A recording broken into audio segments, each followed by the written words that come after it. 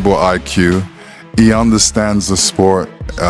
He looks at it in a mental sense. He knows what he needs to do. I said, yes, he did. He said, well, if Ray Leonard could beat Marvelous Marvin Hagler, then Terence Crawford can beat Canelo Alvarez. Terence got a great chance to beat him, man. You know what I mean? Terence can box. Terence can move. Terence can punch. You know what I mean? Terence ain't gonna be doing like Skull. Boxing legend Lennox Lewis was blown away by how intense Terence Crawford's training is for his upcoming fight with Canelo. He called out Crawford's incredible discipline and sharp ring smarts, saying that when Crawford zeroes in, he always finds a way to win. According to Lewis, this kind of preparation proves Crawford is more than ready for the big test ahead. Stay at the top and be at the top. He moves very well. He's a very elusive mover, and his work rate is high. I won't ask you who's going to win the fight, because I know it's a question you've probably been asked a million times, but I will ask you, do you think this fight goes the distance, or do you think this fight ends inside the distance? Interesting. Terence Crawford's trainer, Brian "Bomac" McIntyre, says his fighter isn't feeling any pressure ahead of the historic showdown with Canelo Alvarez. According to Bomac, Crawford is locked in and treating this like just another step in his already impressive career. He made it clear that Crawford knows exactly what he needs to do in the ring. His training has been focused, precise, and all about perfect execution. For Crawford, it's not about the hype, it's about showing he's the best fighter in the world.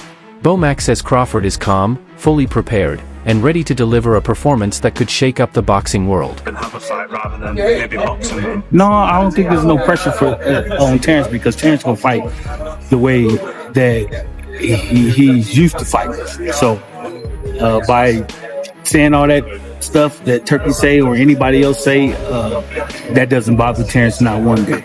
You know, we train for one way, the way we're going to fight, and that's the way we're going to get the job done. When people talk about this fight and they talk about the outcome of the fight, the sort of narrative online is that, look, Terence was moving up in weight, but we all know Terence can crack. When that fight was made with Errol Spence, it was seen as a 50-50 fight, and in reality what it was one of the most destructive performances I've ever seen.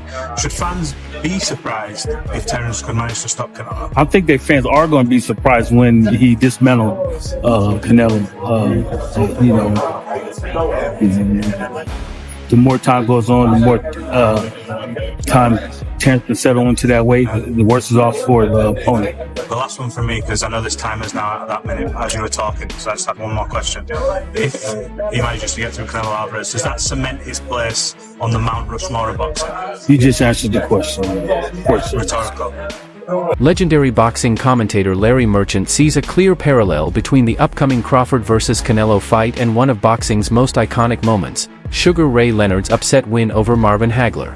Merchant recalled how many doubted Leonard, thinking he was too small to take on the bigger, stronger Hagler, but Leonard proved them wrong with speed, skill, and smart movement. He believes Crawford is in a similar spot now.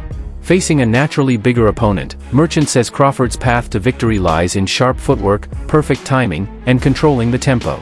In his view, the strategy that worked for Leonard could work again, because Crawford has what it takes to follow that winning blueprint. I asked the great Larry Merchant, I said, do you think Terence Crawford has a chance to beat Canelo Alvarez? And Larry said, Jim, did Ray Leonard get an official decision victory over Marvelous Marvin Hagler? And I said, yes, he did. He said, well, if Ray Leonard could beat Marvelous Marvin Hagler, then Terence Crawford can beat Canelo Alvarez. And I said, why do you say that? He said, same equation. Get in, get out. Get in, get out. Yeah. Over and over and over. He's got to figure the angles and the approaches that will allow him to step in, land to the body, or occasionally upstairs, and then get out. That's what Ray did so effectively against Hagler.